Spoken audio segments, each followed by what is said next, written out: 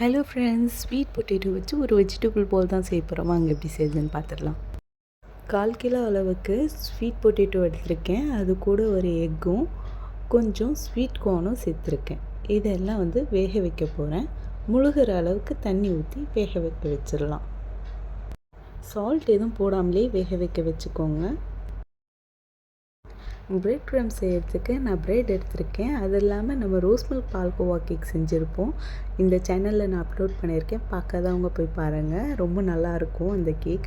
அதோட கார்னர்ஸ்லாம் நான் கட் பண்ணியிருந்தேன். அதை தான் இன்றைக்கி யூஸ் பண்ணியிருக்கேன். அதில் சைட் பை நான் ஒரு எக்கும் அதில் கொஞ்சம் பெப்பர் கொஞ்சம் உப்பு போட்டு நல்லா அடித்து வச்சுக்கலாம். அப்புறம் ஒரு 3-4 ஸ்பூன் மைதாவும் எடுத்து வச்சுருக்கேன். நம்மளோட ஸ்வீட் கார்னும் ஸ்வீட் பொட்டேட்டோ வெந்து ரெடி ஆகிடுச்சு. அதுவும் நல்லா ஆற வச்சு எடுத்துக்கோங்க. பாயில் பண்ண எக் துருவி வச்சுருக்கேன். அப்புறம் ஒரு பெரிய சைஸ் அளவுக்கு கேரட் துருவி வச்சுருக்கேன். ஆனியனும் குட்டி குட்டியாக சாப் பண்ணி வச்சுருக்கேன். கொரியாண்டர் லீஃப் எடுத்து வச்சுருக்கேன். எக் சாப்பிடாதவங்க பன்னீர் கூட ஆட் பண்ணிக்கலாம், சீஸ் கூட ஆட் பண்ணிக்கலாம். டேஸ்ட் பெட்டராக இருக்கும். ஸ்வீட் பொட்டேட்டோவை மேஷ் பண்ணிவிட்டு எல்லா வெஜ்ஜஸும் இதில் ஆட் பண்ணிக்கலாம். கார்னு எக்கு எல்லாத்தையும் இதில் ஆட் பண்ணிவிட்டு இப்போ மசாலாஸ் சேர்த்துக்கலாம்.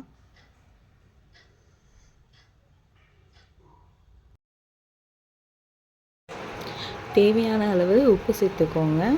மஞ்சள்தூள் 1/4 ஸ்பூன், மிளகாத்தூள் 1/2 ஸ்பூன், கரம் மசாலா 1/2 ஸ்பூன். என்கிட்ட ஆரிகேனோ இருந்தது, அதனால் ஆரிகேனோ சேர்த்துருக்கேன். உங்கள்கிட்ட இல்லைன்னா ஸ்கிப் பண்ணிக்கலாம். எல்லா இடத்துலையும் மசாலா படுற மாதிரி கலந்து விட்டுக்கோங்க. இப்போ நம்ம பால்ஸ் பொடிக்க ஆரம்பிச்சிடலாம். எடுத்து வச்சுருந்த மைதாவில் நல்லா பரட்டி எடுத்துக்கோங்க. அப்புறம் எக்கில் போட்டு இதே மாதிரி பரட்டி எடுத்துக்கலாம்.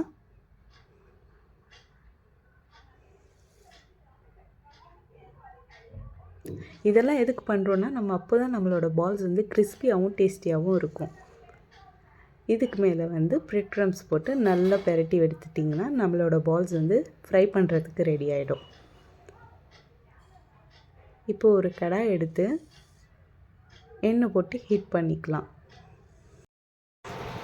எண்ணெய் ஹீட் ஆகிடுச்சு. இப்போ நம்ம 1 by 1 பால்ஸை போட்டுற வேண்டியது தான்.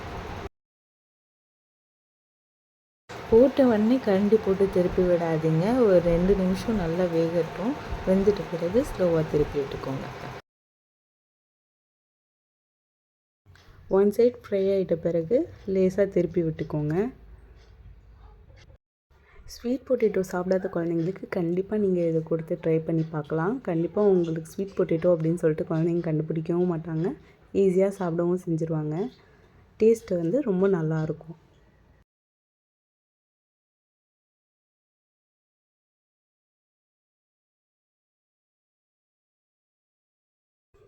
நல்ல கோல்டன் ப்ரௌனாக ஆகிடுச்சு. இப்போ ஸ்வீட் பொட்டேட்டோ பால்ஸை வெளியே எடுத்துடலாம்.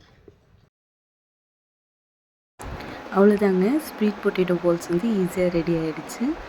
கட் பண்ணும்போதே பாருங்கள் வெளி லேயர் எவ்வளோ கிறிஸ்பியாக இருக்குது அப்படின்னு சொல்லிட்டு. இந்த மாதிரி யூனிக்கான ஸ்நாக்ஸ் அண்ட் ஸ்வீட் ரெசிபீஸ் பார்க்கணுன்னா என் சேனலை மறக்காமல் லைக் அண்ட் சப்ஸ்கிரைப் பண்ணிக்கோங்க.